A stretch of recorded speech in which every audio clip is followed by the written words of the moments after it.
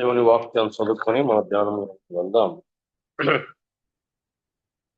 ఆదికాండము మొదటి అధ్యాయము.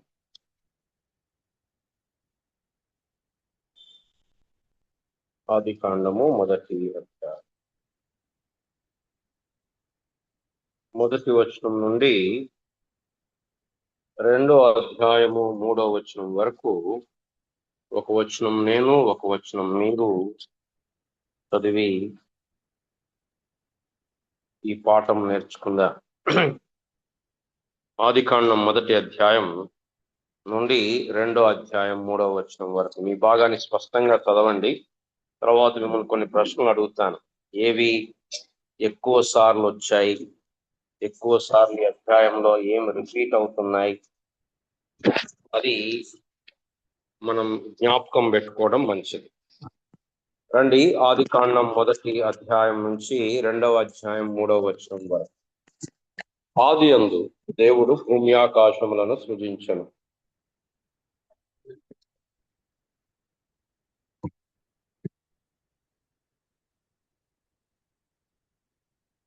దేవుడు వెలుగు కమ్మని పలకగా వెలుగు కలిగెను.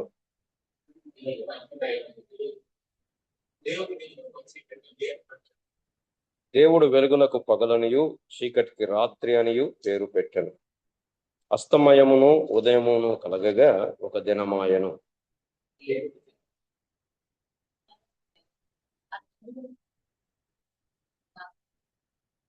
దేవుడు ఆ విశాలము చేసి విశాలము క్రింది జలములను విశాలము మీది జలములను వేరుపరపగా ఆ ప్రకారమాయెను. అస్తమయమును ఉదయమును కలగగా దేవుడు ఆకాశము కిందనున్న జలములు ఒక చోటనే కూర్చబడి ఆరిన నేల కనపడునుగాక అని పలకగా ఆ ప్రకారమాయెను.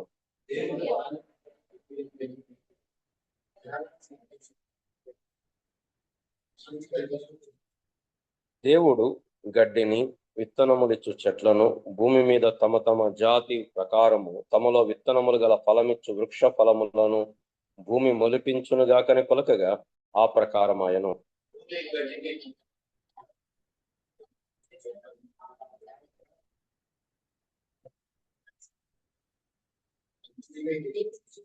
అస్తమయమును ఉదయమును కలగగా 3వ దినమాయెను.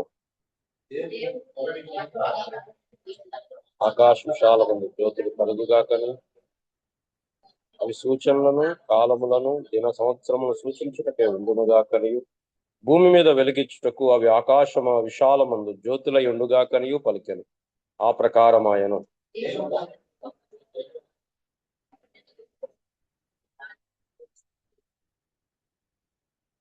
భూమి మీద వెలిగించుటకు పగటిని రాత్రిని ఏలుటకు వెలుగును చీకటిని వేరుపరచుటకును దేవుడు ఆకాశ విశాలమందు వాటిని ఉంచెను. అది మంచిదని దేవుడు చూచెను. దేవుడు జీవము కలిగి చలించు వాటిని జలములు సమృద్ధిగా పుట్టించును గాకనియు పక్షులు భూమిపైన ఆకాశ విశాలములో ఎగురును గాకనియు పలికెను.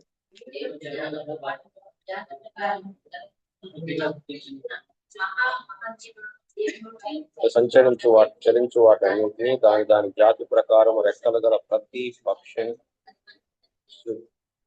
దేవుడు మీరు ఫలించి అభివృద్ధి పొంది సముద్ర జలములలో నిండి ఉండుడనియు పక్షులు భూమి మీద విస్తరించునుగాకనియు వాటిని ఆశీర్వదించెను.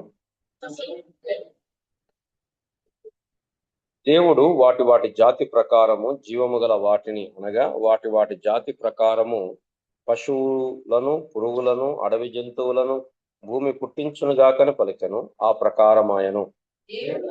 జాతుల ప్రకారం అడవి జంతువులను, ఆయా జాతుల ప్రకారం పశువులను, ఆయా జాతుల ప్రకారం నేలను పాకు ప్రతి పురుగును చేసింది.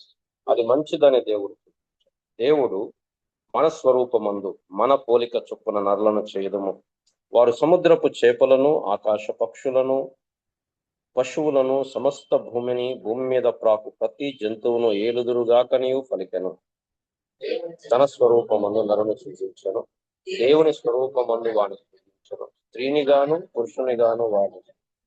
దేవుడు వారిని ఆశీర్వదించెను. ఎట్లనగా మీరు ఫలించి అభివృద్ధి పొంది విస్తరించి భూమిని నిండించి దానిని లోపరుచుకొనుడి. సముద్రపు చేపలను, ఆకాశ పక్షులను, భూమి మీద ప్రాకు ప్రతి జీవిని ఏలుడని దేవుడు వారితో చెప్పెను.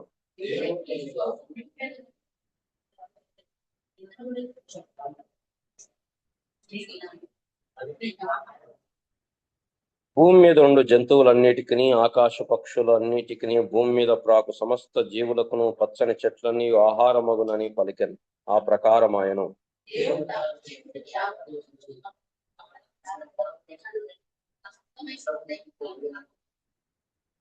ఆకాశమును భూమియు వాటిలో ఉన్న సమస్త సమూహమును సంపూర్తి చేయబడింది. తాను చేసిన తన పని 7వ దినములాగా సంపూర్తి చేసి, తాను చేసిన తన పని అంతటి నుండి 7వ దినమున విశ్రమించాడు. కాబట్టి దేవుడు ఆ 7వ దినమును ఆశీర్వదించి పరిశుద్ధపరచును. ఏలయనగా దానిలో దేవుడు తాను చేసినట్టు సృజించినట్టు తన పని అంతటి నుండి విశ్రమించను.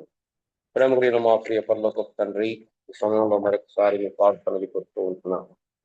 మీరు మాతో మాట్లాడితే వినాలని, మీ స్వరము చేత మీరు దర్శించబడాలని, మీ జీవము కలిగినటువంటి, శక్తి కలిగినటువంటి, మమ్మలను మార్చగలిగేటువంటి, మమ్మల్ని బలపరచగలిగేటువంటి, మమ్మల్ని ఆదరించగలిగేటువంటి, మమ్మల్ని గద్దించగలిగేటువంటి, మమ్మల్ని ఖండించగలిగేటువంటి నీ ప్రేమగల స్వరమును మేము వినాలని నీ సన్నిధికి వచ్చి ఉంటున్నాం.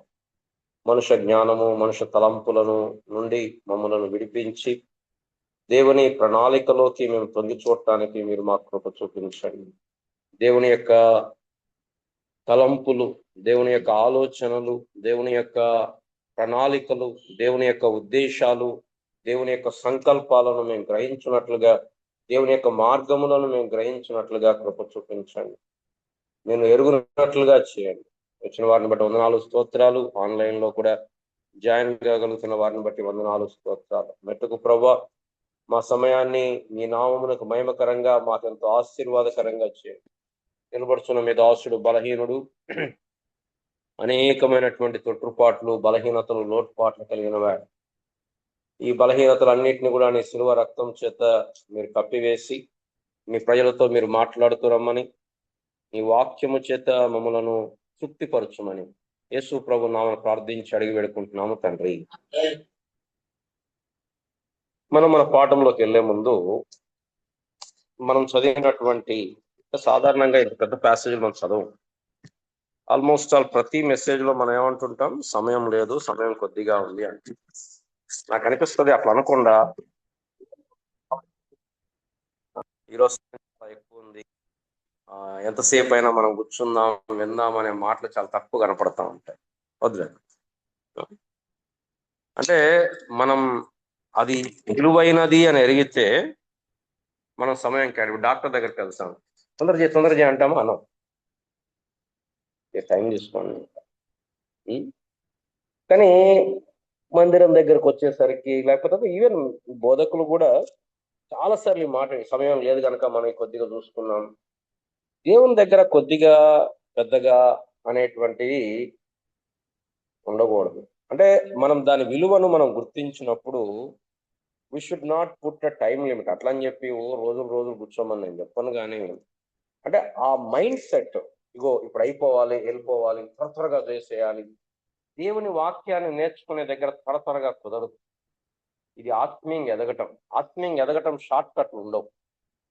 చెట్టు ఎదగాలన్నా, కడుపులో బిడ్డ ఎదగాలన్నా షార్ట్ కట్లు ఏముండవు. It takes time and process. Nothing will be short, it takes time. కాబట్టి మనం కూడా ఆత్మీయ జీవితంలో అంటే ఆ ప్రాసెస్లోకి రావాలి. ముఖ్యంగా నేటి దినాలు ఏమైపోయిందంటే, ప్రజలు ఎక్కువ తీసుకోవట్లే. అందరికి ఏం కావాలో యూట్యూబ్ షార్ట్స్, ఇన్స్టాగ్రామ్ షార్ట్స్. 1 నిమిషంలో అయిపోవాలా. ఏదైనా చెప్పదలుచుకుంది 1 నిమిషంలో, దేవుని వాక్యంలో 1 నిమిషంలో చెప్పడం కష్టం, దానివల్ల ఉపయోగం కూడా. కనుక దేవుని యొక్క వాక్యానికి మనం సమయం ఇవ్వాలి. సరే, ఇప్పుడు మనం చదివాం కదా, దీంట్లో ఎక్కువ సార్లు ఏమేమి వచ్చాయి చెప్పండి అమ్మా. దేవుడు పలికెను కదా, దేవుడు పలకగా. 3వ వచనం దేవుడు పలకగా. 6వ వచనం దేవుడు పలికెను. 9వ వచనం పలుకగా. 11వ వచనం పలుకగా. 14వ వచనం 14వ వచనం 15వ వచనం పలికెను, 20వ వచనం పలికెను, 24వ వచనం పలికెను, 26వ వచనం పలికెను. కాబట్టి పలుకుట, దేవుడు పలకటం అనేది ఈ అధ్యాయంలో ఎక్కువ సార్లు మనకి కనపడుతుంది. ఇంకా ఆ పలికినప్పుడు అలాగాయను, ఆయన పలుకగా అలా 7వ వచనంలో ఆ ప్రకారమాయను, 9వ వచనం ఆ ప్రకారమాయను, 11వ వచనం ఆ ప్రకారమాయను, చివరి భాగం 15వ వచనం చివరి భాగం ఆ ప్రకారమాయను, 24వ వచనం చివరి భాగం ఆ ప్రకారమాయను. దాని తర్వాత అది మంచిదని దేవుడు చూచెను, మంచిది అని, మంచిది. 4వ వచనం వెలుగు మంచిదైనట్టు దేవుడు చూచెను, 10వ వచనం చివరి భాగం అది మంచిదని దేవుడు చూచెను.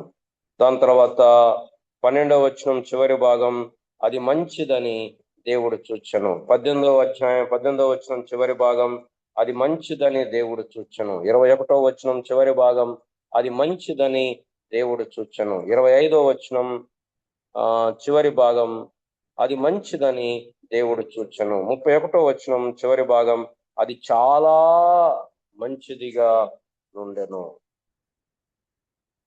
ప్రతిరోజు మంచిదైనట్టు దేవుడు ఒక్కదానికే మంచిదైనట్టు లేదు. ఎక్కడ వెలుగు చేశాడు దేవుడు, అది మంచిదైనట్టు చూశాడు. అట్లా ప్రతి రోజుకి మంచిది ఉంది. ఒక చోట మాత్రం మిస్ అయింది. ఎక్కడ అంటారు?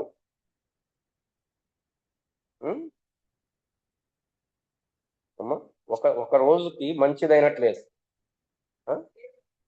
7వ రోజు, 2వ రోజు, మొదటి రోజు వెలుగును చేశాడు, 2వ రోజు ఆకాశ విశాలములను చేశాడు. ఎందుకో మరి ఆకాశ విశాలం చేసినప్పుడు ఆ 6 నుంచి 8 వచనాల్లో 2వ రోజు జరిగిన సృష్టి కనపడుతుంది. అక్కడ మంచిదైనట్టు మిగతా అన్ని ప్రతిరోజు కూడా అది మంచిదైనట్టు దేవుడు చూచెను, అది మంచిదైనట్టు దేవుడు చూచెను. ఎవరో ఒక అంకుల్ నేను చిన్నప్పుడు విన్నాను, అంటే ఆకాశ పక్షులు అంటే సాతాను వారికి సాదృశ్యం కాబట్టి అది మంచిది కాదు అని దేవుడు, మంచిది అన్నట్టు దేవుడు చూడలేదు అన్నారు. But I not convinced. అది మనం చెప్పలేదు, అది ఇక్కడ రాయబడలేదు, దాన్ని మనం ఓన్గా ఇంటర్ప్రెట్ చేసాం అనుకోవచ్చేమో. కాబట్టి ఇలా ఇంకొకటి ఏముంది, వేరుపరచను కదా, 4వ వచనం వేరుపరచను, వెలుగును చీకటిని వేరుపరచను. 6వ వచనం జలములను వేరుపరచును గాక అని పలికెను. 7వ వచనం జలములను వేరుపరపగా. 14వ వచనం పగటిని రాత్రిని వేరుపరచునట్లు. 18వ వచనం వెలుగును చీకటిని వేరుపరచుట. దాని తర్వాత ఆయా ఏమంటాము, తమ జాతి ప్రకారం. 11వ వచనం తమ జాతి ప్రకారం, 12వ వచనం తమ జాతి ప్రకారం. దాని తర్వాత 21వ వచనం దాని జాతి ప్రకారం. 24వ వచనం వాటి జాతి ప్రకారం, వాటి జాతి ప్రకారం. 25వ వచనం ఆయా జాతుల ప్రకారం, ఆయా జాతుల ప్రకారం, ఆయా జాతుల ప్రకారం. 3 సార్లు అక్కడ రాయబడుతుంది. ఇంకొకటి అస్తమయమును ఉదయమును కలగగా ఒక దినమాయ కదా.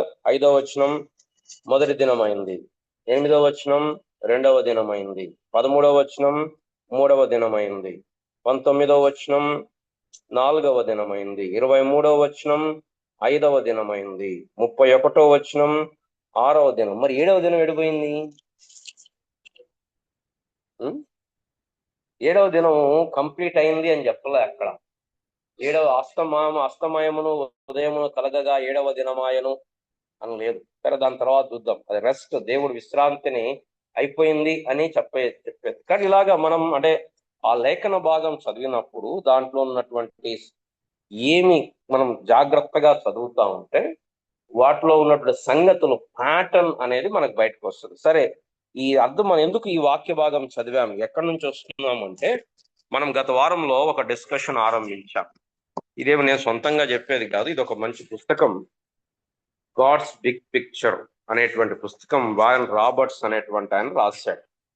సో అంటే ఇది ఆయన ఒక్క సొంతంగా రాసిందేం కాదు, చాలా మంది దేవుని యొక్క ప్రజలు దీన్ని అంటే దీన్ని చాలా పుస్తకాలు ఉన్నాయి, నా దగ్గర 2-3 పుస్తకాలు ఉన్నాయి గాడ్స్ పిక్చర్ మీద. కాబట్టి మనం ఏం ప్రయత్నం చేస్తున్నామంటే దేవుని యొక్క విశ్వ ప్రణాళిక లేదా బిగ్ పిక్చర్ అనేటువంటిది మనం చూస్తున్నాం. Big picture. ఈ బైబిల్ అనేది 66 పుస్తకాలు, 40 మంది రచయితలు, 1600 లేదా 1500 సంవత్సరాల కాలం లో వాళ్ళు రాస్తూ వచ్చారు. కానీ ఈ గ్రంథం ఇది దేవుడు రాపించినటువంటి గ్రంథం. ఆ కారణం చేత మనం గమనించేది ఏంటంటే ఇదేదో ఒకదానికొకటి సంబంధము లేనటువంటి పుస్తకాలు కావు. ఇవి ఒకదానికొకటి ఎంతో సంబంధము కలిగినటువంటి పుస్తకాలు. ఇవి ఒకదానికొకటి సంబంధము కలిగినటువంటి ఒక్కటే పుస్తకం. కాబట్టి 66 పుస్తకాలు కలిపితే ఇదంతా ఒకటే పుస్తకం. దీన్ని రాపించింది ఒకటే రచయిత, one book, one author, and it is one subject, and it is one story.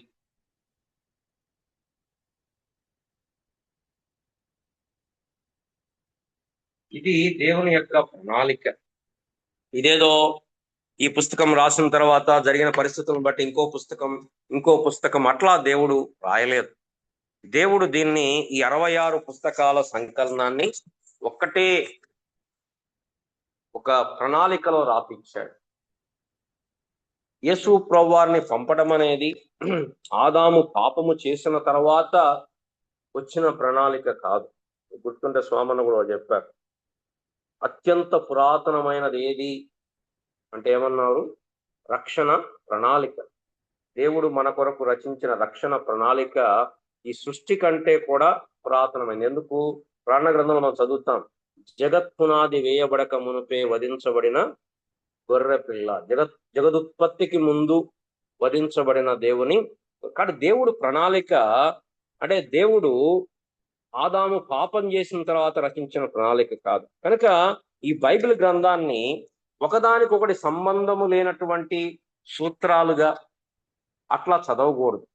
ఇదంతా ఒక స్టోరీలో ఫిట్ అయ్యేది. మనం పోయిన వారం చెప్పుకున్నాం, ఒక పూలదండని స్టడీ చేయాలి అంటే ఒక్కొక్క పువ్వును స్టడీ చేస్తాం, ఒక్కొక్క రెక్కను స్టడీ చేస్తాం, బట్ అది ఏ కాంటెక్స్ట్ లో ఉండాలి, పూలదండలో ఎక్కడుందో చూడాలి.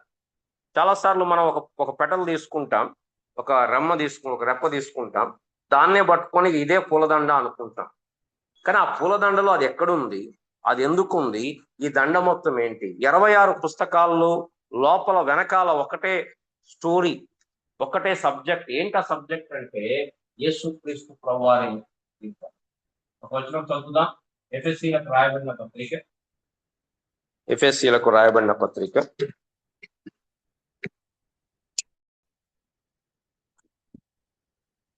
మొదటి అధ్యాయం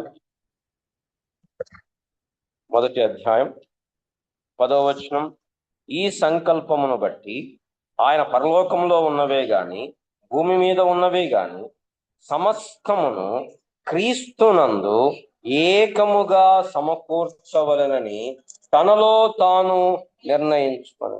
పరలోకంలో ఉన్నాయి కానీ భూమిలో ఉన్నవి సమస్తము యేసు ప్రభువారిలో ఏకముగా సమకూర్చవలెను. యేసు ప్రభువారిలో సమకూర్చబడాలి. కాబట్టి ఈ బైబిల్ సబ్జెక్ట్ ఏంటంటే యేసుక్రీస్తు ప్రభువారు. మనం కాదు, మనుషులు కాదు, మనం ఎలా ఈ లోకంలో బ్రతకాలో కాదు, మనం ఎలా సక్సెస్ఫుల్ కావాలో కాదు, మనం ఎలా మేనేజ్మెంట్ చేయాలో కాదు. దేర్ రిలేషన్షిప్స్ ఎట్లా మెయింటైన్ చేయాలో ఉంది. బట్ అన్నిటికంటే ప్రాముఖ్యమైన థీమ్ ఏంటంటే హూ ఇస్ ద హీరో?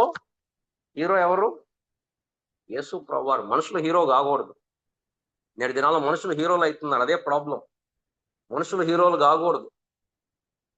కేవలం దేవుడు యేసు ప్రభువారు మాత్రమే హెచ్చించు. ఎక్కడైతే యేసు ప్రభువారికి రావాల్సిన ఘనత, మహిమ, ఆయనకు రావాల్సినటువంటి కీర్తి, ప్రభావాలు వేరే వైపు మల్లుతాయో దాన్నే విగ్రహారాధన అంటారు. అది ఎంత గొప్ప దైవజనులైనా, ఎంత పెద్దోళ్ళైనా సరే అది పాపం. చేసే వాళ్ళకి పాపం, చేయించుకునే వాళ్ళకి పాపం. అది దైవ దూషణ. కనుక ఈ గ్రంథాన్ని మనం చదివేటప్పుడు ఏదో ఒకదానికి ఒకటి సంబంధం లేనట్టుగా పీసులుగా కట్ చేసేసుకొని ఈ రోజు ఇది, ఈ సంవత్సరానికి ఇది, లేకపోతే వచ్చే సంవత్సరానికి అది, లేకపోతే ఈ నెలకి ఇది, ఈ రోజుకి ఇది, అట్లా చదవటానికి లేదు. ఇది ఒక ప్రణాళిక. దేవుడు ఒక ఇంటి ప్లాన్ చేస్తారు కదా. ఇంటి ప్లాన్ చేసినప్పుడు హోల్ ప్లాన్ ఒకటి ఉంటుంది. అంతేగాని ఈ గోడ ఇటు, ఆ గోడ అట్లా, ఆ గోడ అది ఆ మొత్తం ఇంట్లోనే ఉంటది. అట్లా ఈ వాక్యము ప్రతి అధ్యాయానికి ఒక సందర్భం ఉంది, ప్రతి పుస్తకానికి ఒక సందర్భం ఉంది. దాన్ని మనం చదువుతున్నప్పుడు అర్థం చేసు. కాబట్టి పాత నిబంధన, కొత్త నిబంధన ఈ రెండు మనం చూసినప్పుడు పాత నిబంధనలో వాగ్దానం ఉన్నది, అంటే యేసు ప్రభువును గురించిన వాగ్దానం. కొత్త నిబంధనలో దాని యొక్క నెరవేర్పు. This is the climate. వాగ్దానం తెలియకుండా నెరవేర్పు తెలుసుకోలేదు, నెరవేర్పు లేకుండా వాగ్దానం తెలుసుకున్నా ఉపయోగం లేదు. ఇక్కడ పాత నిబంధనలో వాగ్దానం ఇవ్వబడింది. ఏమని? నీ సంతానము నేను ఆశీర్వదించదు, స్త్రీ సంతానమునకు నీకును వైరము కలుగును. కాబట్టి ఈ రెండు కూడా ప్రాముఖ్యమే. ఇక్కడ కొంతమంది ఓన్లీ కొత్త నిబంధన చదువుతుంటారు, కొంతమంది అసలు ఎప్పుడు చూడు పాత నిబంధన తప్ప. దాని చాలా మంది స్నేహితులు ఉన్నారు, వారు ఎప్పుడు చూసినా పరమగీతం తప్ప వేరే బోధించరు. మరి ఆ ప్యాషన్ ఏంటో నాకు అర్థం కాదు. కానీ అంటే ఇక పరమగీతం నుంచి బయటికి రాలు వాళ్ళు. ఎంతసేపు ఆ సుందరి, నీ కన్నులు బాగున్నాయి, ఇవే ఇక వాడిని వివరించి వర్ణించి దాంట్లోకి వెళ్ళిపోతుంటారు. కొత్త నిబంధన సత్యాలు, నీతిగా తీర్చబడుట, లేకపోతే ఇంకా మనుషులు పాప క్షమాపణ, రక్షణ దాంట్లో దాగున్నాయి. కాబట్టి మనం గమనించాల్సింది అంటే పాత నిబంధనలో కొత్త నిబంధన దాగి ఉన్నది. పాత నిబంధనలో కొత్త నిబంధన దాగి ఉన్నది. పాత నిబంధనలో కొత్త నిబంధన దాగి, కొత్త నిబంధనలో పాత నిబంధన బయలుపరచబడింది.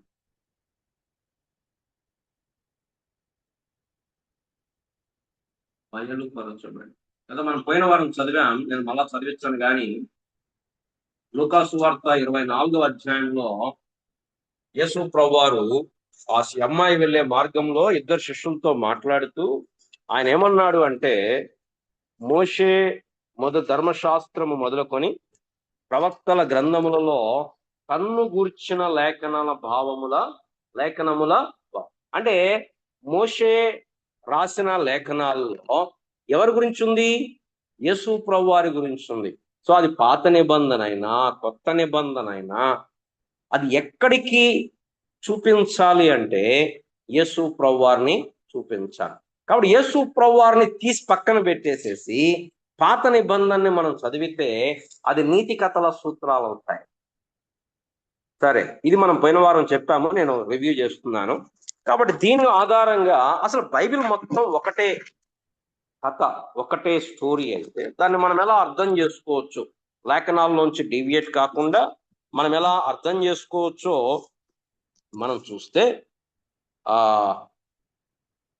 మనం దేవుని రాజ్యము, కింగ్డమ్ ఆఫ్ గాడ్ అనేది ఈ బైబిల్ మొత్తంలో కూడా అనుమతున్నటువంటి ఒక థ్రెడ్. దేవుని రాజ్యం, గాడ్స్ కింగ్డమ్, దేవుని రాజ్యము, దేవుని రాజ్యం. ఏంటి దేవుని రాజ్యాన్ని ఏమనొచ్చు? దేవుని ప్రజలు, దేవుని రాజ్యం, దేవుని రాజ్యం, గాడ్స్ కింగ్డమ్, దేవుని ప్రజలు, దేవుని స్థలములో, దేవుడు ఏర్పరిచిన స్థలము, దేవుని పరిపాలనలో, దేవుని ఏలుబడిలో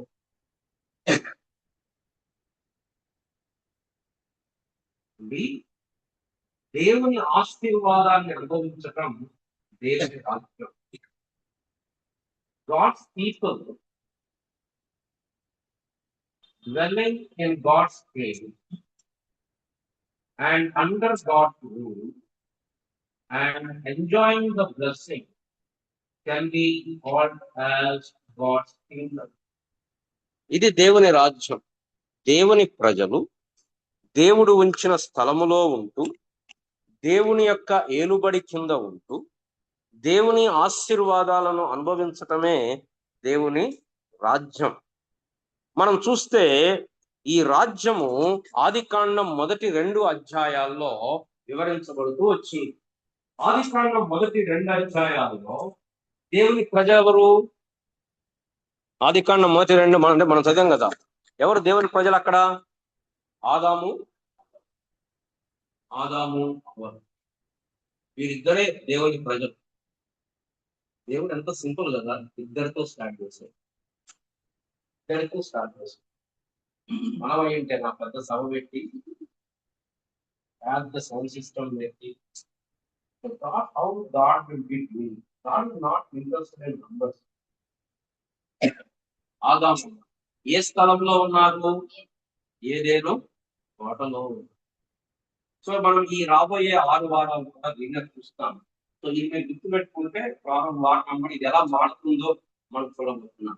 ఏదేనో సో దేవుని ఏలుబడి లేదా దేవుని ఆజ్ఞలు ఏంటంటే దేవుడు మాట్లాడుతున్నాడు. దేవుని యొక్క మాట, దేవుడు తన యొక్క మాట చేత వారిని పరిపాలిస్తున్నాడు. దేవుడు వారికి ఆజ్ఞలు ఇస్తున్నాడు. దేవుడు వారితో మాట్లాడుతూ వారికి ఆజ్ఞలు ఇస్తున్నాడు. ఆశీర్వాదం ఏంటి? పరిపూర్ణమైనటువంటి జీవితం. ఇక ఏమి కొదువలేనటువంటి జీవితం. వారు ఆ ఏదేను తోటలో ఏ కొదువ లేకుండా, ఇది దేవుని యొక్క ప్రణాళిక, దేవుని యొక్క కోరిక. ఎందుకు అంటే మనం చూస్తే ఆదికాండం మొదటి అధ్యాయంలో దేవుడు సృష్టించినప్పుడు మానవుని అడగలేదు, మానవుడా నీకేం కావాలి అడగలేదు. దేవుడు God created everything. He didn't ask ఏం మానవుడు ఏం చేద్దామంటాం అని అడగలేదు. నీకేం కావాలని అడగలేదు. ఆయనకు తెలుసు ఏం కావాలి. కాబట్టి దేవుడు వారిని సృష్టించాడు. దేవుడు వారికి కావాల్సినవన్నీ కూడా వారికి ఇచ్చాడు. ఇచ్చి వారిని నడిపిస్తూ ఉన్నాడు. పిల్లలు ఇప్పుడు మనం చూస్తే ఈ యొక్క వీటిని ఏమన్నామంటే ఆదికాండం మొదటి 2 అధ్యాయాన్ని ప్యాటర్న్ ఆఫ్ కింగ్డమ్ అనగా నమూనా, దేవుని రాజ్యం యొక్క నమూనా కింగ్డమ్. దాని తర్వాత ఏం జరిగింది? ఆదికాండం 3 అధ్యాయంలో ఈ రాజ్యము కొలాప్స్ అయిపోయింది. ఈ రాజ్యం మరలా ఆదికాండం అబ్రహాము జీవితంలో మరలా దేవుడు వాగ్దానం చేశాడు. అప్పుడు దాన్ని ఏమన్నాం? Promised Kingdom. దాని తర్వాత మోషే కాలంలో దేవుడు మరలా ఒక రాజ్యాన్ని ఏర్పాటు చేసి వారికి రాజుగా తానే ఉండి వారికి ధర్మశాస్త్రం ఇచ్చాడు, వారికి ఆజ్ఞలు ఇచ్చాడు. దాన్ని ఏమన్నాం? పార్షల్ కింగ్డమ్ అన్నా. దాని తర్వాత దావీదు వాళ్ళందరూ వచ్చాడు. దాంతో మళ్ళీ కొలాప్స్ అయిపోయింది. అప్పుడు ప్రవక్తలు ప్రవచించాడు, మళ్ళా రాబోతున్నాడు, మెస్సియా రాబోతున్నాడు, ఆయన వస్తాడు అని వారు ప్రవచించారు. కనుక దాన్ని ఏమంటామంటే ప్రాఫెసైడ్ కింగ్డమ్ అన్నా. ప్రాఫెసైడ్ కింగ్డమ్ అన్నా. 5వది యేసు ప్రభువు వచ్చాడు. ఆయనే వచ్చాడు కాబట్టి ఆయనే దేవుని రాజ్యం. ఆయన మన మధ్యలో ఉన్నాడు. దాన్ని ఏమన్నాం? Present Kingdom. 6వది ఆయన వచ్చాడు, మరణించాడు, సమాధి చేయబడ్డాడు, తిరిగి లేచాడు, వెళ్ళిపోయాడు. దాని తర్వాత పరిశుద్ధాత్మ దేవుడు మన మధ్యలో ఉన్నాడు, మనలో ఉన్నాడు. అప్పుడు మనం ప్రకటిస్తూ వచ్చారు దేవుని ప్రజలు. దాన్ని ప్రొక్లెయిమ్, ప్రకటించబడిన దేవుని రాజ్యం. కానీ ఇది ఒకనాడు ప్రభు మరలా తిరిగి వస్తాడు.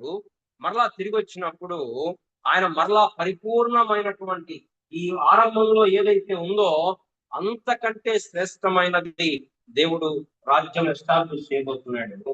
దాని పర్ఫెక్టెడ్ కింగ్డమ్, పరిపూర్ణమైన దేవుని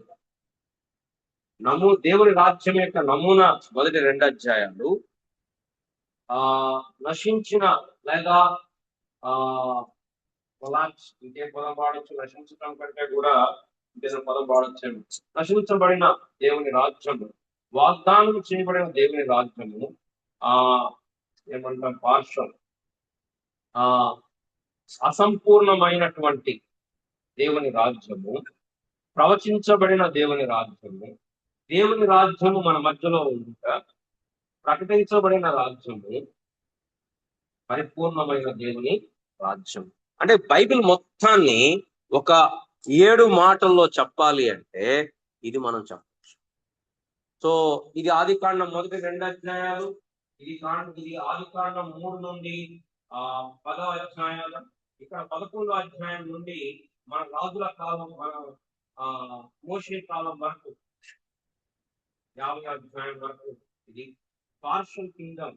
మొదటి నిర్గమకాండం నుంచి, ఎక్సోడస్ నుంచి మనకు రాజుల చరిత్రల వరకు పార్షల్ కింగ్డమ్. దాని తర్వాత ప్రవక్తల గ్రంథాలు, all major prophets, minor prophets అంతా ప్రాఫెసీ కింగ్డమ్, సువార్తలు ప్రజెంట్ కింగ్డమ్, పత్రికలు ప్రొక్లెయిమ్డ్ కింగ్డమ్, ప్రకటన గ్రంథం పర్ఫెక్టెడ్ కింగ్డమ్. ఇక్కడ బైబిల్ మొత్తాన్ని కూడా 7 మాటల్లో 7 భాగాలుగా మనం చూస్తే ఇది మనకు అర్థమవుతా ఉంటది. కనుక దేవుడు మొట్టమొదటి భాగాన్ని మనం ఈరోజు చూడబోతున్నా. దేవుడు తన మహా సంకల్పము చేత, గొప్ప సంకల్పము చేత దేవుడు తన రాజ్యమును మన మధ్యలో ఎస్టాబ్లిష్ చేశాడు. ఆదికాండం మొదటి 2 అధ్యాయాల్లో, ఈ మొదటి 2 అధ్యాయాల్లో అంటే అసలు దేవుడు ఏమి కోరుకుంటున్నాడు, దేవుని ఆలోచన ఏంటి, ఈ మానవుల పట్ల దేవుని ఆలోచన ఏంటి, అసలు దేవుడు ఏం చేద్దామనుకున్నాడు అనేది ఆ నమూనా మనకు కనపడుతుంది. దేవుని అసలు ఒరిజినల్ బ్లూ ప్రింట్ ఏంటి. సరే, ఇప్పుడు పాపము చేత అదంతా పోయింది, పాపము చేత అంతా పతనమైంది కదా, పతనమైన రాజ్యం అనొచ్చు. పెరిష్డ్ కింగ్డమ్ అంటే పతనమైన రాజ్యము అనొచ్చు. పార్షల్ కింగ్డమ్ అంటే పాక్షిక రాజ్యము అని చెప్పి కూడా అనొచ్చు. నమూనా దేవుని రాజ్యము, దేవుని రాజ్యం యొక్క నమూనా పతనమైన రాజ్యము, దాని తర్వాత వాగ్దానం చేయబడిన రాజ్యము, పాక్షిక రాజ్యము, ప్రవచించబడిన రాజ్యము, దిగి వచ్చిన రాజ్యము, ప్రకటించబడిన రాజ్యము, పరిపూర్ణమైన రాజ్యం. ఈ 7 మాటల్లో బైబిల్ స్టోరీ మొత్తాన్ని కూడా మనము చెప్పవచ్చు. ఏంటి దేవుని రాజ్యం అంటే? ఏం డిఫైన్ చేశాం? దేవుని ప్రజలు దేవుడు ఉంచిన స్థలములో ఉంటూ దేవుని ఏలుబడి కింద దేవుని ఆశీర్వాదం అనుభవించటమే దేవుని రాజ్యం. ఇది ఆదికాండం మొదటి 2 అధ్యాయాల్లో మనకు కనపడుతుంది. దేవుడు తన ప్రజలను చేశాడు, ఈ సర్వ సృష్టిని కూడా దేవుడు చేశాడు. కాబట్టి మొట్టమొదటిగా ఈ 2 అధ్యాయాల్లో, ఈ నమూనా రాజ్యంలో, ఈ ప్యాటర్న్ ఆఫ్ కింగ్డమ్ లో మనం ఏం చూస్తాము అంటే దేవుడు సృష్టికర్త. God is the creator. God the creator. దేవుడు సృష్టికర్త. కలిగినది ఏది ఆయన లేకుండా కలగలేదు. సమస్తమును ఆయనను బట్టి, ఆయన ద్వారా కలిగింది. కాబట్టి ఆదికాండం ఎలా ఆరంభమవుతుందంటే, ఆది యందు దేవుడు భూమి ఆకాశములను సృష్టి. బైబిల్ దేవుడు ఉన్నాడు అని రుజువు చేయడానికి ప్రయత్నం చేయట్లా, దేవుడు ఉన్నాడు అనే స్టార్ట్ అవుతుంది. ఆది యందు దేవుడు భూమి ఆకాశములను సృజించను. దేవుడు సృష్టికర్త. కాబట్టి దేవుడు తన యొక్క మాట చేత, తన పలుకు చేత సృష్టించాడు. ఏమీ లేని శూన్యములోంచి వెలుగు పలుగ్గాక అన్నాడు, వెలుగు కలిగింది. ఆకాశము కలుగ్గాక, జలములు వేరుపరచబడుగాక అన్నాడు, అలా జరిగింది.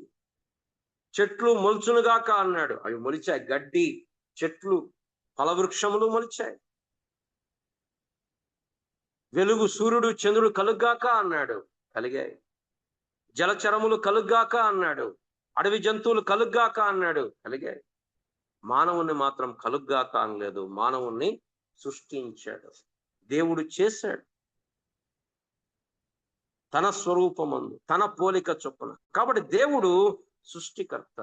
ఈ విషయాన్ని మర్చిపోయి మానవులు ఏం చేస్తున్నారంటే ఈ సృష్టికర్తకు బదులు సృష్టమును పూజిస్తూ ఉన్నారు. అంటే వాళ్ళ ఐడియా ఏంటంటే ఈ సృష్టి దేవునిలోంచి వచ్చింది, అంటే దేవునిలో భాగము, దేవునిలో భాగం. కాబట్టి వాళ్ళు ఏం చేస్తారు?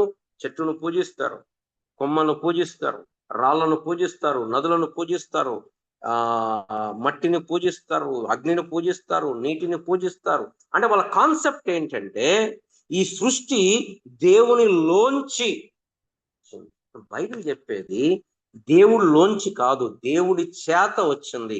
ఈ సృష్టి లేకపోయినా దేవుడు ఉంటాడు. ఆయన అతీతుడు, ట్రాన్సెండెంట్ అంట. దేవుడు అతీతుడు, వీటన్నిటికీ మించినటువంటి వాడు.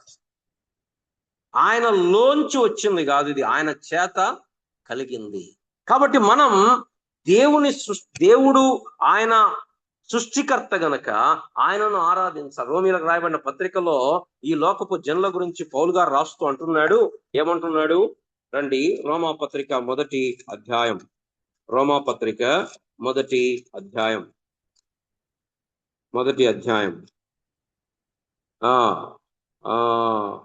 ఏముంది? 20వ వచనం, ఆయన అదృష్ట లక్షణ. 21వ వచనం, మరియు వారు దేవుని నెరిగియు ఆయనను దేవునిగా మహిమపరచలేదు, కృతజ్ఞతాస్తుతుల యందు చెల్లింపను లేదు గాని తమ వాదముల యందు. 23వ వచనం, వారు అక్షయుడగు దేవుని మహిమను క్షయమగు మనుషుల యొక్కయు పక్షుల యొక్కయు చతుష్పాద జంతువుల యొక్కయు పురుగుల యొక్కయు ప్రతిమా స్వరూపముగా మార్చిరి. ఇదిగో ఈ జంతువు దేవుడు, ఆ జంతువు దేవుడు, ఆ జంతువు దేవుడు, ఈ మనిషి దేవుడు మార్చేశారు. 25వ వచనం, అట్టివారు దేవుని సత్యమును అసత్యమునకు మార్చి సృష్టికర్తకు ప్రతిగా సృష్టమును పూజించి సేవించిరి, యుగముల వరకు ఆయన స్తోత్రార్హుడై. వారు సృష్టికి ప్రతిగా సృష్టమును పూజ. కాబట్టి దేవుడు సర్వమును సృష్టించిన వాడు. ఇది మనం ఎరిగినప్పుడు మన కళ్ళు సృష్టికర్త వైపు తిరగాల తప్ప సృష్టి వైపు తిరగకూడదు. మన దృష్టి కేవలం సృష్టికర్త మీద ఉంది. మన ఆరాధన, మన ప్రార్థన, మన విన్నపములు ఎవరికి రావాలి? ఈ సృష్టికర్త దగ్గరికే రావాలి.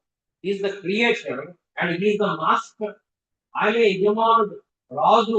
ఈ సర్వ సృష్టికి ఆయనే రాజు. ఆయన లేకుండా ఇంకేం లేదు. ఆయన కంటే ముందు ఏదీ లేదు, ఆయన తర్వాత ఏదీ లేదు. యేసు ప్రభువు అన్నాడు, నేనే ఆది అంతమై ఉన్నాను. I'm the alpha and omega. ఆయనకు ముందు ఏదీ లేదు, ఆయన రాకముందు ఏది లేదు. కాబట్టి ఈ గ్రంథము దేవుడు, అక్కడ దేవుడు అనే మాటకి గ్రీకు పదం ఏం వాడబడింది అంటే ఎలోహిం. ఈ ఎలోహిం అనే పదము హెబ్రీ పదం, క్షమించండి, గ్రీక్ హెబ్రీ పదం. ఎలోహిం అనే పదం బహువచనాన్ని చూపిస్తుంది, బహువచనం చూపిస్తుంది.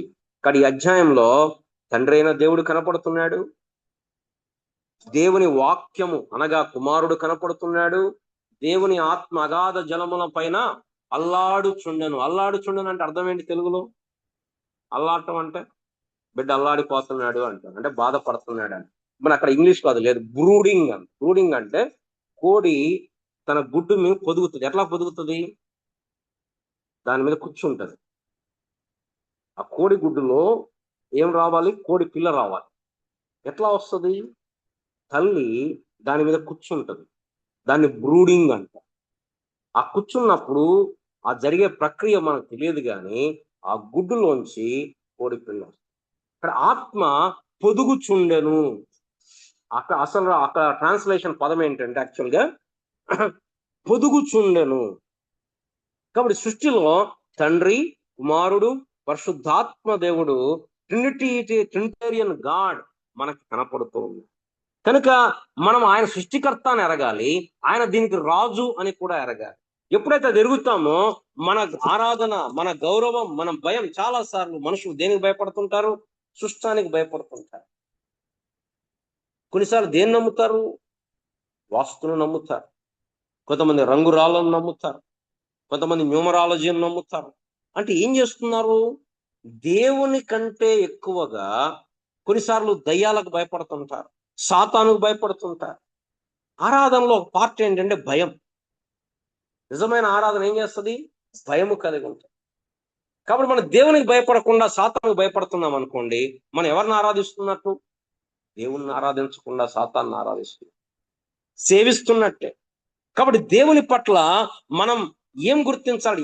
ఏది జరిగినా, ఏదేమైనా, మనం అనుకున్నది జరిగినా జరగకపోయినా, మనం అనుకున్నట్లు దేవుడు చేసినా చేయకపోయినా, ఆయన సృష్టికర్త, ఆయన రాజు, ఆయన యజమానుడు, ఆయన సర్వాధికారము కలిగిన వాడు. ఆయన ఏ మానవుణ్ణి అడిగి సృష్టించలేదు. మరి ఏం చేద్దామంటారు? రండి మనం మీటింగ్ పెట్టుకుందాం అనలేదు.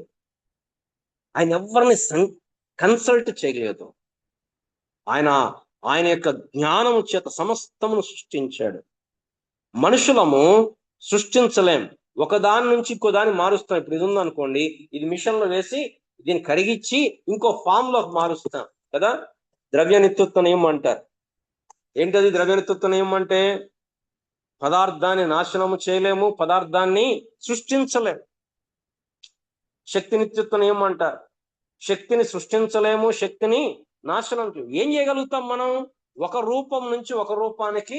ఇప్పుడు ఇక్కడ ఫ్యాన్లో ఏం జరుగుతుంది? ఎలక్ట్రికల్ ఎనర్జీ వచ్చి మెకానికల్ ఎనర్జీగా మారుతుంది. ఎలక్ట్రికల్ ఎనర్జీ ఎట్లా తయారవుతుంది? పైనుంచి అవేంటవి టర్బైన్స్ తిరుగుతాయి. నీళ్లు పైనుంచి పడితే లేదా స్టీమ్ వస్తే ఆ ఆవిరి శక్తి ఆ టర్బైన్ ని తిప్పితే ఆ దాంతో విద్యుత్ శక్తి వస్తుంది. ఒక శక్తి ఒక రూపం నుంచి ఇంకో రూపం మారుతుంది తప్ప మనం సొంతంగా క్రియేట్ చేసేది ఏది కూడా లేదు. అని దేవుడు సృష్టికర్త, ఆయన సర్వమును సృష్టించినటువంటి వాడు. అందుకోసమే నీనా ఆరాధన, నీనా ప్రార్థన, నీనా యొక్క విన్నపము నువ్వు నేను ఎక్కడివ్వాలి అంటే సృష్టికర్త అయిన దేవుడు. ఇది మనం గుర్తించాలి. ఆయనే సర్వమునకు ఆధారు, ఆయన సర్వమును చేసినటువంటి వాడు. ఇది మనం గుర్తించాలి. అంతేకాదు ఎలా చేశాడు? ఇది మంచిది, ఇది మంచిది, ఇది మంచిది, ఇది మంచిది. It was so good. సరే దేవుడు చేశాడు, మళ్ళీ ఏమైనా మాడిఫై చేశాడు ఎప్పుడన్నా? మధ్యలో ఏమన్నా అర్రే ఇది నీళ్లు బాగాలేదు, నీళ్లు బదులు ఇంకోటి పెడదాం. దేవుడు చేసిన సృష్టి ఇప్పుడు కొన్ని వందల కోట్ల మంది ఉన్నా వీళ్ళకి సరిపోయే వనరులు గాలి ఎప్పుడు ఇప్పుడు పెట్రోల్ అయిపోతుందని చెప్పి 100 పెట్రోల్ బంకులు అయినాయి. గాలి అయిపోతే ఏం చేస్తాం? గాలి అయిపోతే ఏం చేయలేం. దేవుడు ఎంత అద్భుతంగా చేశాడు. మనిషి ఎంత మిస్యూజ్ చేస్తున్నా, ఎన్ని వనరులు, ఎన్ని మినరల్స్, ఎన్ని లోహాలు, ఎన్ని పదార్థాలు, ఇన్ని దేవుడు ఈ సృష్టిలో పెట్టి మనకిస్తే ప్రజలు ఆ సృష్టి ఇచ్చిన దేవుణ్ణి వదిలిపెట్టి తమలో ఉన్న అజ్ఞానం చేత సృష్టిని పూజిస్తారు. ఆ దేవుడు కరుణా సంపన్నుడు కాబట్టి ఆయన ప్రతీకారం తీర్చుకుంటున్నాడు. కానీ ఒకరోజు రాబోతుంది ఆయన ప్రతి దానికి న్యాయము తీర్చబోతాడు. కాబట్టి దేవుడు కేవలం మన ఆత్మల గురించి మాత్రమే కాదు, కానీ మన శరీరములకు కావలసినవి కూడా దేవుడు అన్ని పెట్టాడు. గాలి, నీరు, వెలుతురు, కావలసిన పదార్థాలన్నీ కూడా దేవుడు సృష్టించాడు. అందుకోసమే మనం ఆయన ఆరాధించాలి. ఆయన మన సృష్టికర్త కదా. కీర్తన గ్రంథం 95వ అధ్యాయం, కీర్తన గ్రంథం 95వ అధ్యాయం 3వ వచనం. యెహోవా మహాదేవుడు, మహాత్మ్యము గల మహారాజు. భూమి ఆగాధ స్థలములు ఆయన చేతిలో ఉన్నవి, పర్వత శిఖరములు ఆయనవే, సముద్రము ఆయనది, ఆయన దాన్ని కలగజేసెను, ఆయన హస్తములు. ఆయన మన దేవుడు. మరి ఏం చేద్దాం? రండి నమస్కారం చేసి సాగిల పడదము, మనం సృజించిన యెహోవా సన్నిధిని మోకరించుదము, నేడు మీరు ఆయన మాట అంగీకరించిన. కాబట్టి పేరు ఎప్పుడైతే ఆయన సృష్టికర్త అని గ్రహిస్తామో, what should be the immediate response? Worship. సముద్రము ఆయనది, భూమి ఆయనది, భూమి అగాధ స్థలములు ఆయనవి. రండి నమస్కారము చేసి సాగిలపడతాము. మనం ఆయన గొర్రెలు, ఆయన పాలించు ప్రజలము, ఆయన ఆరాధనకు యోగ్యుడు కదా. ప్రాణగ్రంథం 4వ అధ్యాయం 11వ వచనంలో మహిమ నీవే, మహిమ ఘనత స్తుతి ప్రభావం పొందనరుడవు అని చెప్పుచు తమ కిరీటములను నేలను వేసి వారు ఆరాధిస్తూ. కాబట్టి ఆ పర్ఫెక్ట్ కింగ్డమ్ లో ఆయన సృష్టికర్త, ఆయన రాజు. రెండవ విషయం ఏంటంటే, ఈ సృష్టిలో దేవుడు మానవుణ్ణి అసమానముగా ప్రత్యేకముగా సృష్టించాడు. మిగతావన్నీ కూడా పలుకుతూ వచ్చాడు, కలుగ్గాక కలుగ్గాక కలుగ్గాక అని పలుకుతూ వచ్చాడు. కానీ మానవుని దగ్గరకు వచ్చేసరికి కలుగ్గాక అనలేదు. దేవుడు మన స్వరూపమున మన పోలిక చొప్పున నరులను చేయుదుము రండి. మనల్ని దేవుడు తన స్వరూపము, వీఆర్ ఇమేజ్. ఎట్లాగా యేసు ప్రభువారు దేవుని స్వరూపము కలిగిన వాడై ఉన్నాడో, ఆదాము దేవుని స్వరూపము చేత చేయబడ్డాడు. అంటే అర్థం ఏంటి దేవుని స్వరూపం అంటే? దీన్ని చాలా మంది ప్రాస్పెరిటీ ప్రీచర్లు ఎలా చెప్తారు అంటే, ఎలా వారు దీన్ని ఎలా ఇంటర్ప్రెట్ చేస్తారంటే, మనం దేవుడిలాగా చేయబడ్డాం కదా, కాబట్టి దేవుని లక్షణాలన్నీ మనకున్నాయి. మనం స్మాల్ జీ అనమాట, మనం కూడా దేవుళ్ళమే. అయితే ఆయనేమో క్యాపిటల్ జీఓడి, మనమేమో స్మాల్ జీఓడి. ఆయన వెలుగు కలుగ్గాక అన్నాడు, వెలుగు కలిగింది. కానీ మనం కూడా ఏమనాలా? నేను ధనవంతుణ్ణి, రోజుకు 10 సార్లు పలకాలి, అప్పుడు నువ్వు ధనవంతుడు. నాకు ఏ అనారోగ్యం లేదు, నాకు ఆరోగ్యం ఉంది, నువ్వు పలకాలి నోటితో. ఇప్పుడు మనం చదివాం కదా, పలకగా అని ఉంది కదా, కాబట్టి నువ్వు కూడా పలుకుతూనే ఉండాలి. దేవుడు ఆ సృష్టి చేసేటువంటి శక్తి మనకి ఇవ్వాల. ఆయన రూపము అంటే ఆయనలాగా ఆలోచించటం, ఆయనలాగా హేతుబద్ధత, ఆయనలో ఉన్నటువంటి ప్రేమ. ఆయన తండ్రి కుమార పరిశుద్ధాత్మగా ట్రినిటేరియన్ ఎట్లా ఉన్నాడో, మనలో 3 భాగములు, ప్రాణము, ఆత్మ, దేహము. ఆ క్రియేటివిటీ, సృజనాత్మకత. దేవుడు ఎంత క్రియేటివ్ అంటే, ఏ 2 కార్యాలని ఒకే విధానంలో చేయడు. ఏ 2 కార్యాలని, ఎర్ర సముద్రాన్ని పాయలు చేశాడు, ఇక ప్రతిసారి పాయలు చేసుకుంటూ పోడు. ఒక యుద్ధంలో పైనుండి వడగలను రప్పించాడు, ఇక ప్రతి యుద్ధంలో అదే నియమం కాదు అది. కొన్నిసార్లు మాటుగాండ్రను పెట్టాడు దేవుడు, ప్రతి యుద్ధంలో అదే చేయడు. దావీదు వడిసెలు విసిరాడు, ఇక ప్రతి యుద్ధంలో వడిసెలు పట్టుకుని పోడు, కత్తి పట్టుకున్నాడు, తర్వాత ఈట పట్టుకున్నాడు. God is two creative to do 2 things in the same way. ఎంత క్రియేటివ్ అంటే, he will never do 2 things in the same way. అంత. ఇప్పుడు చూడండి, మన బొటన్, మన థంబ్ ఇంప్రెషన్ ఎవరిది మ్యాచ్ కాదు, ఈవెన్ పిన్స్ అయిన కూడా. ఇంత చిన్న ప్లేస్ లో ఎన్ని డిజైన్లు గీయగలుగుతాం మనం? ప్రపంచంలో ఎన్ని కోట్ల మంది ఉన్నారు? 600 కోట్ల మంది ఇప్పుడు ప్రజెంట్. చనిపోయిన వాళ్ళు ఎన్ని వందల కోట్లు మనకు తెలియదు. మళ్ళీ మన తర్వాత 800 కోట్ల మంది వస్తుంది. కొన్ని వేల కోట్ల డిజైన్లు ఇంత చిన్న ఏరియాలో దేవుడు చేశాడు. పాసిబుల్ అసలు? ఇంత చిన్న ఏరియాలో ఎన్ని డిజైన్లు వస్తాయి అసలు? మన డిఎన్ఏ అట్లా చెప్పుకుంటూ పోతే అసలు అది అద్భుతాలే, మన కళ్ళు బయర్లు గమ్మాల్సి. ఆ creativity power, rational thinking, choosing ability దేవుడు నీకు నాకు ఇచ్చాడు. అట్లని చెప్పి దేవుళ్ళలో ఉన్న లక్షణాలన్నీ మనలో ఉన్నాయనుకోకూడదు. మన స్వరూపము, మన పోలిక చొప్పున దేవుడు మనం చేశాడు. ఈ సర్వ సృష్టికి మనల్ని అధికారులుగా పెట్టాడు. కాబట్టి దేవుడు మానవుని ఎందుకు చేశాడు అంటే, ఆదికాండం 1వ అధ్యాయంలో మనం చదవాలి. అక్కడ రండి, ఆదికాండం. అంటే దేవుని పర్ఫెక్ట్ ప్లాన్ లో మానవుని రోల్ ఏంటి? చూడండి, 26వ వచనం. దేవుడు మన స్వరూపమందు మన పోలిక చొప్పున నరులను చేయుదుము. వారు ఏం చేయాలి? ఏలుదురుగాక. ఏమి నేరాలి? సముద్రపు చేపలు, ఆకాశ పక్షులు, పశువులు, సమస్త భూమి మీద పాకు ప్రతి జంతువును వారిని ఆశీర్వదించాడు. ఫలించి అభివృద్ధి పొంది విస్తరించి భూమి నిండించి దాన్ని లోపరుచుకోండి. ప్రతి జీవిని ఏలుడని దేవుడు వారికి ఆహారం ఇచ్చాడు. తర్వాత ఆదాము ఒంటరిగా ఉండడం మంచిది కాదు అని ఆదాముకు సాటి అయిన సహాయం ఇచ్చాడు. దేవుడు మానవుల్ని సృష్టికి ఒక పినాకిల్ గా చేశాడు.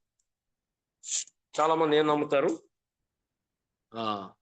అన్ని జంతువులే, మానవుడు కూడా జంతువే, ఒక విధానం జంతువే, కానీ మానవుడు ప్రత్యేకంగా సృష్టించబడ్డాడు. కానీ చాలా మంది ఏం చేస్తారు, అమ్మో ఇది ఈగను చంపకూడదు, చీమను చంపకూడదు, దోమను చంపకూడదు.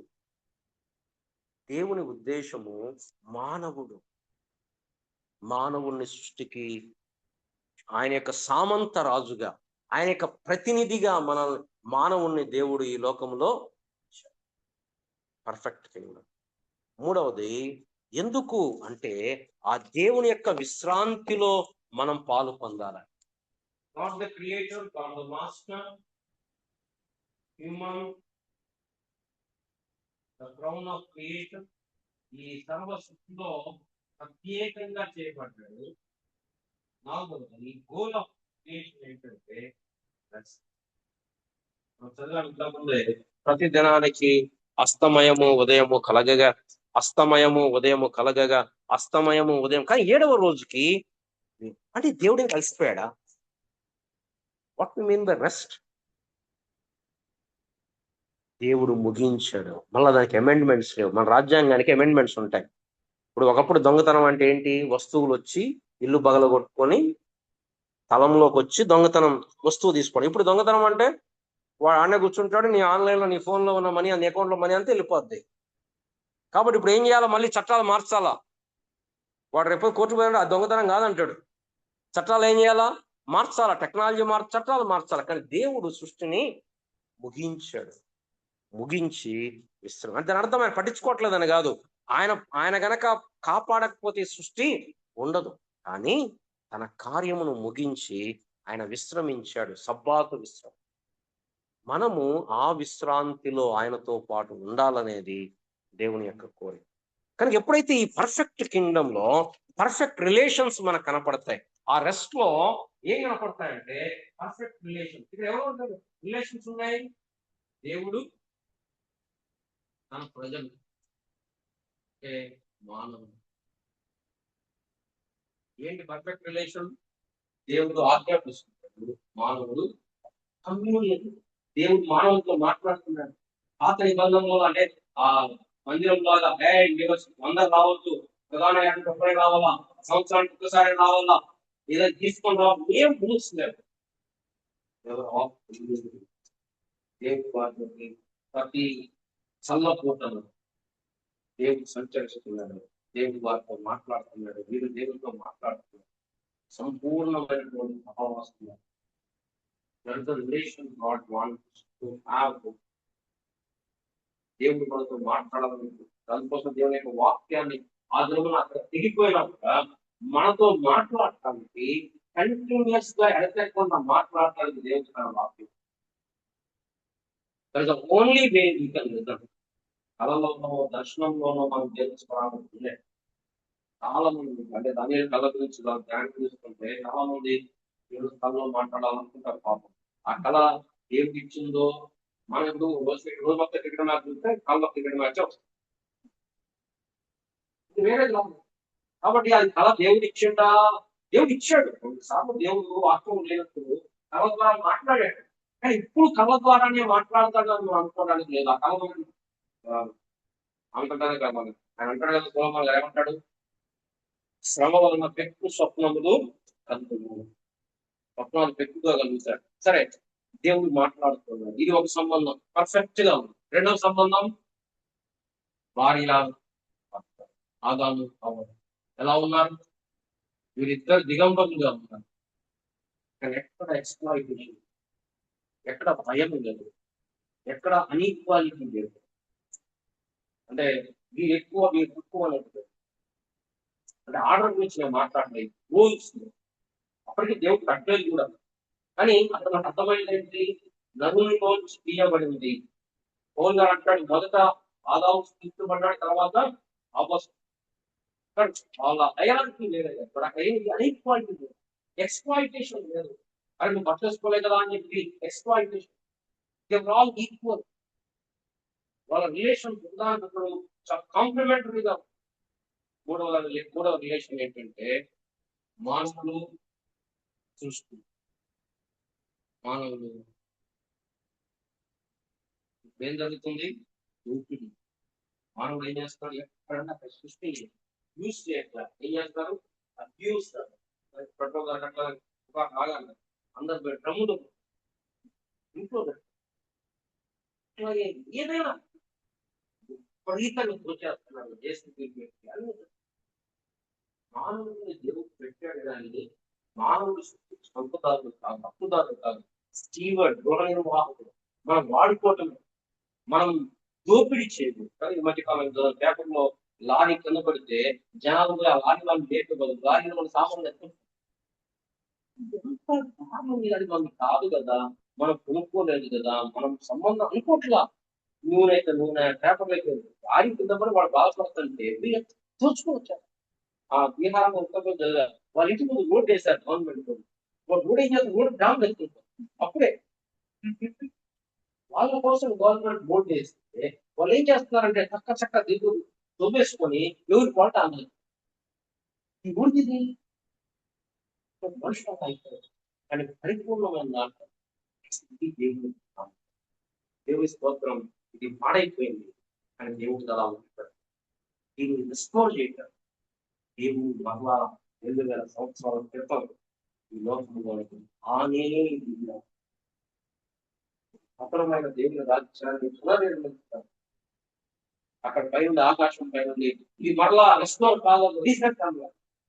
కంప్యూటర్ రీసెట్ పడుతుంది ప్రతి డివైస్. ఇది రీసెట్ అన్నారు. ఇది మనకు అర్థమయ్యాం. మనం కూడా ఏం చేయాలా? ఈ ప్యాటర్న్ లో రావటానికి మనం ప్రయత్నం చేయాలా?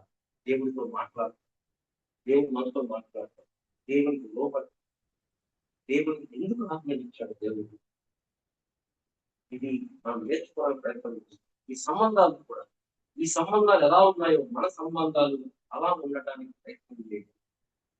దేవుని రాజ్యం అంటే ఏంటి? దేవుని ప్రజలు దేవుడించిన స్థలములో ఉంటూ దేవుని ఏలుబడి కింద జీవిస్తూ దేవుని ఆశీర్వాదాన్ని అనుభవించటం దేవుని. ప్రార్థన చేసుకుందాం.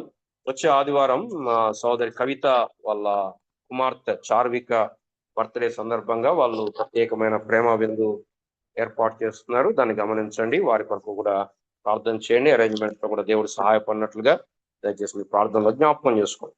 ప్రేమ కలిగిన మా ప్రియ పరలోక తండ్రి, ఈ రాత్రికాల సమయాన్ని బట్టి వందనాలు, స్తోత్రాలు. దేవుని రాజ్యం యొక్క నమూనా, అసలు దేవుడు ఈ సృష్టిని చేసినప్పుడు ఆయన ఎలా ఉండాలని ఆశించాడు అనేది మేము చూస్తూ వచ్చాం. నిజంగా ప్రభా, ఇది ఎంత పాపం అనేది దీన్ని ఎంత పతనం చేసింది. అది మీరు ఎందుకు అనుమతించారో మాకు తెలియదు కానీ ప్రభా, ఈ ఎంత డీవియేట్ అయ్యామో మాకు అర్థమవుతా ఉంది. దేవునితో మాకు సరైన సంబంధం లేదు. పాపము చేత భయం వచ్చేసింది. ఆదాము హవ్వలు మనుషుల మధ్యలో సంబంధం తెగిపోయింది, శపించబడింది. సృష్టికి మానవులకి మధ్య సంబంధం తెగిపోయింది. నరహత్య వచ్చింది, శాపం వచ్చింది, గచ్చపదులు వచ్చాయి. పాపం అనేది మానవ జీవితాన్ని ఎంత డెవాస్టేట్ చేసింది. ఇది గ్రహించక మేము పాపం ఏదో మంచిది అనుకుంటున్నాం.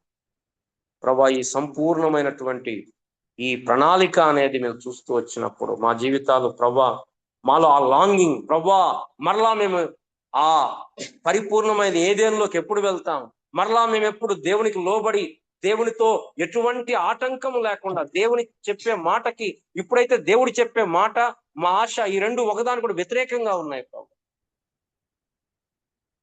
దేవుని మాటతో సంపూర్ణంగా ఏకీభవించేటువంటి స్థితి మేము ఎప్పుడు కలిగి ఉంటామని మాలో మేము మొదగటానికి సహాయపడు. అంతేగాని ఈ లోకాన్ని అంటుపెట్టుకొని ఇదే మాకు శాశ్వతమైనట్టు మేము దీన్ని అంటుపెట్టుకొని జీవించకుండా ఆ పరిపూర్ణమైన దేవుని రాజ్యం కొరకు కనిపెట్టటకు సహాయం చేయమని వచ్చిన వారిని బట్టి వందనాలు, స్తోత్రాలు. మరి వచ్చే ఆదివారం సోదరి కవిత, రవితేజ వారి కుమార్తె చార్విక బర్త్డే సందర్భంగా వారు ప్రత్యేకమైన ప్రేమ విందును ఏర్పాటు చేస్తుండగా అరేంజ్మెంట్స్ అన్నింటిలో మీకు సహాయం చేయండి, కృప చూపించండి. విన్న వాక్యాన్ని నీరు కట్టండి, ఫలింపచేయండి. మరి 7 వారాలు కూడా మేము ఈ బిగ్ పిక్చర్ని మేము ధ్యానించుకొని పోతుండగా మీరు మా యొక్క పర్స్పెక్టివ్ని ఎలాగ శిష్యుల హృదయాలు తెరిచారో, పాత నిబంధన లేఖనాలు యేసు ప్రభుని గురించి రాయబడ్డాయి అనేటువంటి అవగాహన మీరు మాకు అనుగ్రహించి నడిపించమని, కృప చూపించమని యేసు ప్రభు నామమున ప్రార్థించి అడిగి వేడుకుంటున్నాము తండ్రి. మన తండ్రి అయిన దేవుని అపారమైన ప్రేమ, ఆయన కుమారుని యేసుక్రీస్తు ప్రభువారి కృప, పరిశుద్ధాత్మిక సహవాసం మనకును సకల పరిశుద్ధులకు సదాకాలంతో నడిపించును గాక.